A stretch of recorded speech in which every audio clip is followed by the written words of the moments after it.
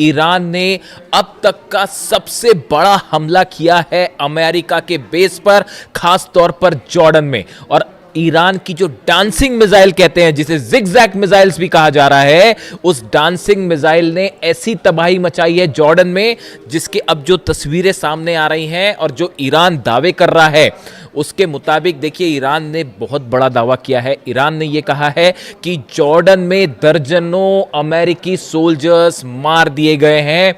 ये बहुत बड़ा दावा है कि कई अमेरिकी सोल्जर्स जो हैं, सैनिक जो हैं, वो मार दिए गए हैं। इसके अलावा अमेरिका के C-17 ट्रांसपोर्ट प्लेन्स गिर चुके हैं, P-8 एयरक्राफ्ट जो है वो जल चुका है, और सबसे बड़ी बात, ब्लैक हॉक हेलीकॉप्टर्स की एक पूरी यूनिट जो है वो इस बेस पर तबाह हो गई है। देखिए ये बहुत बड़ी क्लेम है जो ईरान कर रहा है, जो दावे है ईरान कर रहा है। ईरान की तरफ से पहले भी जो दावे हुए, देखिए वो धीरे धीरे सच साबित हो रहे हैं। हमने आपको बताया था कि जॉर्डन में जो हमले हुए हैं उसमें कई प्लेन तबाह हुए हैं। अब वो बात धीरे धीरे सामने आ रही है। 4 अमेरिकी सोल्जर्स की मौत की खबर जो है वो सामने आ चुकी है। लेकिन इसके बाद अब ईरान की तरफ से जो दावा है, ईरान का कहना है कई दर्जन अमेरिकी सैनिक जो है वो मारे जा चुके हैं। लेकिन अब देखिए इसमें बड़ा सवाल ये है कि आखिर ये हमले जॉर्डन पर कैसे हुए और कैसे ईरान के मिसाइल्स ने जॉर्डन के बेसिस पर जो है वो इतना सटीक निशाना साधा कि वहां हाहाकार की स्थिति है। देखिए मुवफ़्फ़क़ अल सॉल्टी बेस जो है पूरी तरह से तबाह है, बताया जा रहा है यहां पर जबरदस्त हमले हुए। Prince Hassan airbase, King Faisal airbase, ये जॉर्डन के वो बेसेस हैं जहां बड़ी संख्या में अमेरिकन जो थे सोल्जर्स मौजूद थे। अब देखिए हुआ क्या, ये कैसे जॉर्डन में इतना बड़ा नुकसान जो हुआ है अमेरिका को, जिसके दावे हो रहे हैं, ये कैसे हुआ, और ईरान की डांसिंग मिसाइल का क्या रोल है इसमें। अमेरिका के तमाम अखबार, मीडिया आप उठा के देख लीजिए, वो इन खबरों से भरे पड़े हैं कि ईरान की डांसिंग मिसाइल, जिगजैग मिसाइल जो अपना रास्ता बदल लेती है। देखिए ईरान की तरफ से मिसाइल दागी गई जॉर्डन के इस तमाम बेसिस पर। हुआ ये कि अमेरिका के पेट्रियट सिस्टम ने, थाट सिस्टम ने इन्हें रोकने की कोशिश की, लेकिन जो खबरें आ रही हैं उसके मुताबिक ईरान की ये मिसाइल्स जो हैं ये जिगजैग रूट अपना रही हैं, यानी कि अपना रास्ता बदल दे रही हैं। इसीलिए इसे डांसिंग मिसाइल भी कहा जा रहा है। और अमेरिका का ये कहना है, अमेरिकी मीडिया का कहना है, साहब मैं खुद नहीं बता रहा अपनी बात, अमेरिकी मीडिया जो दावे कर रहा है, आप उठा के देख लीजिए जितने अखबार हैं अमेरिका के, कि ये जिगजैग मिसाइल और ईरान की डांसिंग मिसाइल को रोकने में पेट्रियट और थार्ड पूरी तरह से नाकाम हुआ। और इन मिसाइल्स की स्पीड इतनी ज़्यादा थी कि इसे रोकना असंभव था। नतीजा ये हुआ कि बहुत बड़ा नुकसान हुआ है और अब अमेरिका ने इसे स्वीकार करना भी शुरू कर दिया है। और कितनी कैजुअलिटी हुई है ये अभी आने वाले वक्त में पता चलेगा। और ये भी कहा जा रहा है कि बदला लेने के लिए अमेरिका आज की रात बहुत बड़ा हमला कर सकता है, इस तरह की सूत्रों के हवाले से खबर है। अब देखिए एग्जैक्टली हुआ क्या, हुआ ये कि अमेरिका के जो फॉरवर्ड बेसिस में से शामिल हैं कुवैत और बहरीन, ये दोनों जगह से अमेरिका के फाइटर जेट्स टेक ऑफ कर रहे थे ईरान पर हमला करने के लिए, जो अभी दूसरे दौर के हमले शुरू हुए इस पर। लेकिन नतीजा क्या हुआ, ईरान की तरफ से अली अल सलेम बेस जो है कुवैत में, वहां पर पेट्रियट सिस्टम तबाह कर दिया गया, $1.5 बिलियन का नुकसान हो गया। एयर सर्विलांस जो राडार था वो तबाह कर दिए गए। ऐसे ही हाल जो है बहरीन में था, शेख ईसा एयरबेस में पेट्रियट सिस्टम तबाह हो गया, वो भी $1.5 बिलियन का था। सवाल ये था कि अब ये हमले जो है, जब ये फॉरवर्ड बेसिस पर नहीं रोके जा रहे थे, तो यहां मौजूद जितने F-35 जेट्स थे, F-18 जेट्स यहां पे खड़े हुए थे बहरीन में और कुवैत में, इन सब पर खतरा मंडरा रहा था। इनसे बचने के लिए C-17, P-8 और ये जितने F-35 F-18 जेट्स थे, इनको हटा के जॉर्डन ले जाया गया। इनको हटा के जॉर्डन ले जाया गया। जॉर्डन से ईरान की दूरी ज़्यादा है बजाय कुवैत के और बहरीन के, तो इन हालात में इनको जॉर्डन ले जाया गया।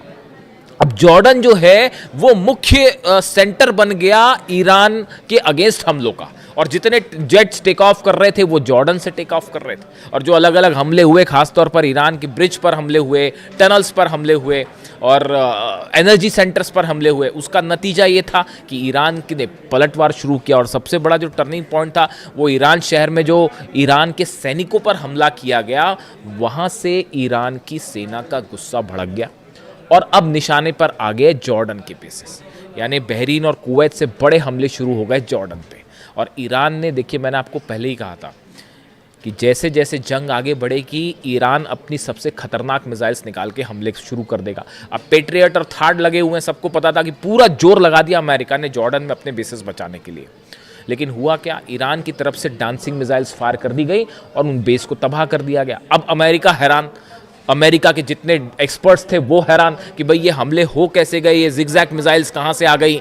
और आप देखिए इतनी लंबी जंग चली, तमाम हमले हुए अमेरिका की तरफ से। डोनाल्ड ट्रंप ये दावे करते फिर रहे हैं कि भाई 70% मिसाइल ख़त्म हो गई है और 90% मिसाइल ख़त्म हो गई है। मेरे से भी दर्शक अक्सर ये सवाल पूछते हैं कि क्या ईरान की मिसाइल सब ख़त्म हो गई हैं, जैसा दावे डोनाल्ड ट्रंप कह रहे हैं। मैं आपको फिर से इस बात को रिपीट कर रहा हूँ, ईरान के पास कितनी मिसाइल्स हैं या तो अहमद वाहिदी साहब जानते होंगे आरजीसी चीफ, या अली खामेनी साहब जानते थे। इनके अलावा हकीकत क्या है कोई नहीं जानता। ईरान में कितने मिसाइल सिटीज हैं, इसी दिन के लिए अली खामेनी साहब ने अपनी सेना को तैयार किया था, इसी दिन के लिए तैयार किया था। और उसका नतीजा देखिए, आज दुनिया की सबसे बड़ी ताकतें जो हैं वो ईरान के सामने घुटनों पर हैं, अपने बेसिस नहीं बचा पा रहे, खाड़ी देश जल रहे हैं और सिर्फ आप जो है कुछ नहीं कर सकते, हेल्पलेस स्थिति में खड़े। तो हुआ ये, जहां पर हमने बात छोड़ी कि पीछे कर लिया गया, अब ये डांसिंग मिसाइल्स फायर हुई। अब अमेरिका में चर्चा शुरू हुई कि भाई यहां तो दावे कर रहे थे ट्रंप की सब खत्म हो गया, फिर ये मिसाइल्स कहां से आ गई। तो अब वो एक नई थ्योरी लगाई गई कि भाई ये मिसाइल्स जो है रूस ने दी हैं, ये मिसाइल्स जो है वो चाइना ने दी है, मिसाइल की टेक्नोलॉजी चाइना ने दी है। मेरे से भी कई लोगों ने इस बारे में सवाल पूछा कि जो खबरें छप रही हैं अमेरिका में कि रूस और चीन मिसाइल दे रहा है और उसके ज़रिए ईरान हमले कर रहा है, आपकी क्या राय है? आप मेरी राय सुन लीजिए, मैं क्या कह रहा हूँ। ईरान को मिसाइल टेक्नोलॉजी में किसी की मदद लेने की ज़रूरत नहीं है। आप अगर ईरान के मिसाइल प्रोग्राम को देखें, ये कोई आज 6 महीने और 1 साल भर का प्रोग्राम नहीं है, ये बड़े समय से चल रहा है। और देखिए लगातार ईरान ने, मैंने पहले ही आपको एक कहना शुरू कर दिया था कि जितनी मिसाइल्स ईरान के पास हो, चाहे सेजेल हो, चाहे खुर्रम शहर हो, चाहे फतह 110 हो, फतह 2 भी कहते हैं, ये सब मिसाइल के एडवांस वर्जन जो है वो आने शुरू हो गए, उन पर लगातार काम शुरू हो गया। और नतीजा ये है कि अब ये एडवांस वर्जन निकल के आ रहे हैं तो अमेरिका के हाथ पांव फूल गए और वो ये कह रहे हैं कि साहब ये तो रूस ने दे दिया। बिल्कुल ऐसा नहीं है। ईरान की जो मिसाइल्स हैं वो ईरान ने खुद डेवलप किए हैं। देखिए सैटेलाइट से मदद करना एक अलग बात है, ये वो बात सही है कि हो सकता है रूस और चीन के सैटेलाइट्स, कई एक्सपर्ट्स बताते हैं कि रूस और चीन के सैटेलाइट जो है वो मदद कर रहे हैं, रडार सिस्टम के जरिए मदद किया जा रहा है, जीपीएस के जरिए मदद किया जा रहा है, वो एक अलग बात है। लेकिन ये जो मिसाइल टेक्नोलॉजी और स्पीड, इस पर लगातार ईरान काम कर रहा है और सेल्फ रिलायंट है, किसी की ज़रूरत नहीं है ईरान को मिसाइल के मामले में। तो इन खबरों का मेरे हिसाब से कोई बड़ा आधार नहीं है कि ये मिसाइल्स पुतिन ने दे दिए हैं या चीन ने दे दिए हैं, ऐसा कुछ नहीं है। देखिए आप रडार्स दे सकते हैं, सैटेलाइट से नेविगेशन में मदद कर सकते हैं, वहाँ तक एक बात अलग है।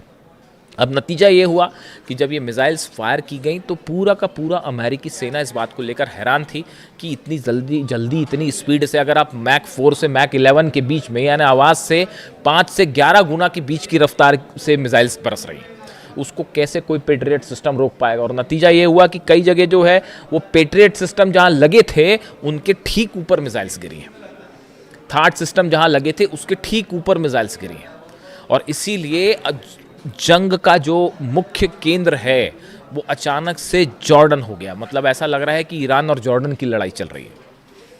और वो तस्वीरें जो आ रही हैं, देखिए तस्वीरें वायरल हो जाती हैं। जॉर्डन में जो लोग हैं, मैं एक वीडियो देख रहा था उसमें बड़े हैरान करने वाली बात थी कि जॉर्डन के कुछ लोग खड़े हुए हैं, उसमें एक शख्स वीडियो बना रहा है, ईरान की तरफ से मिसाइल्स फायर की जा रही हैं, जॉर्डन पर मिसाइल गिर रही है और वो इस बात की खुशी जता रहा था कि ईरान की मिसाइल्स जो अमेरिका की बेस पर गिर रही हैं। ये जॉर्डन का शख्स जो है, जॉर्डन के लोग उसमें खुशी मना रहे थे, ईरान के साथ खड़े दिखाई दे रहे थे। देखिए ये सब अधिकांश खाड़ी देशों का ये हाल है।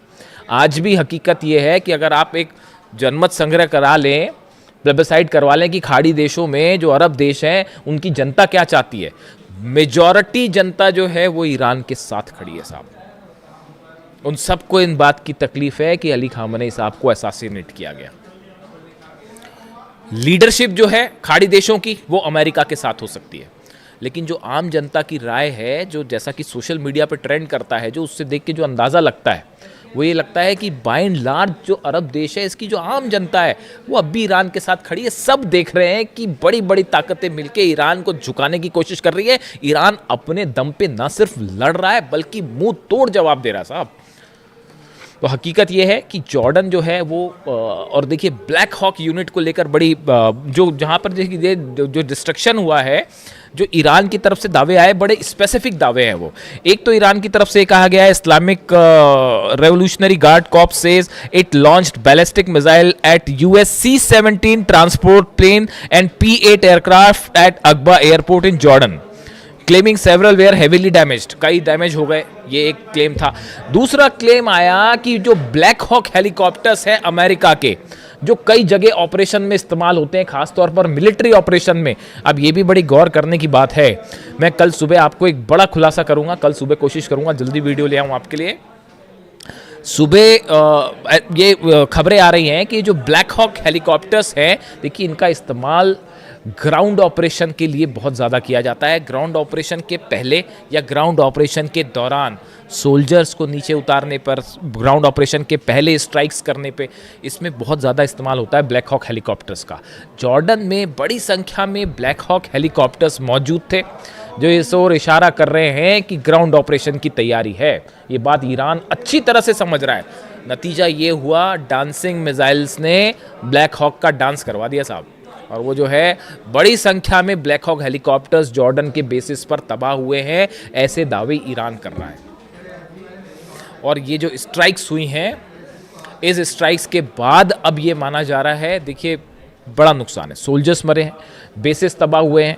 पिछली बार जो जंग हुई थी, जो इस सीज फायर के पहले की जो जंग थी, उसके जो आंकड़े आए, 428 अमेरिका की अलग अलग संपत्तियां थी, प्रॉपर्टीज थी, जिसमें सब शामिल थे अलग अलग, उन सबको जला दिया गया ईरान की तरफ से। यानी आप दूसरे सरल शब्दों में कहें, अमेरिका के 428 ठिकाने ऐसे हैं, जैसे एयरपोर्ट हो गया, मिलिट्री बेस हो गया, एम्यूनिशन रखने की जगह हो गई, सोल्जर्स जहां पर रुकते हैं, बैरक्स हो गई, ऐसे करीब 428 ठिकाने अमेरिका के ईरान ने जला दिए थे। ये जो सीज फायर का खेल डोनाल्ड ट्रंप खेलते हैं, ये क्यों खेलते हैं आप बताइए? अगर जंग जीत रहे होते अब तक कब्जा कर लिया होता साहब, अंदर घुस के, जैसे इराक में किया, जैसे अफगानिस्तान में किया, बाद में फिर बाहर निकलना पड़ गया, वो एक अलग बात है।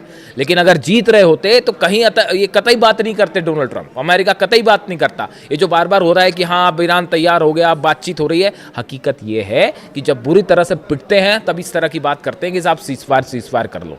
बड़े सारे एक्सपर्ट्स की ये राय है कि अमेरिका तब सीज फायर की बात करता है या टॉक्स की बात तब करता है जब ऐसा लगता है कि हारने लगा, और एक बार फिर वही स्थिति बनने लग गई है। जितना नुकसान हुआ है, देखिए ये बात साफ है, आप एयर स्ट्राइक्स करके ईरान को नहीं दबा सकते, नहीं हरा सकते, हराने का कोई सवाल ही नहीं है। अब हॉर्मूज में 2 जहाज देखा आपने किस तरह से ठोक दिए फिर से, तो हॉर्मूज पूरी तरह से ईरान के कंट्रोल में है। और अब खाड़ी देशों में बड़े missiles, dancing missiles, zigzag missiles, जिनका इस्तेमाल हो रहा है, इसकी कोई काट किसी के पास नहीं है। और अमेरिका के plane, Black Hawk helicopters, C-17 transport plane, सब के सब आग के हवाले हैं। आज की रात भयानक हमले होने वाले, इसमें कोई शक नहीं है। ईरान भी तैयार है और देखते हैं अमेरिका की तरफ से क्या स्ट्राइक होती है। जो भी अपडेट होगा पहुंचाऊंगा आप तक। Thank you so much.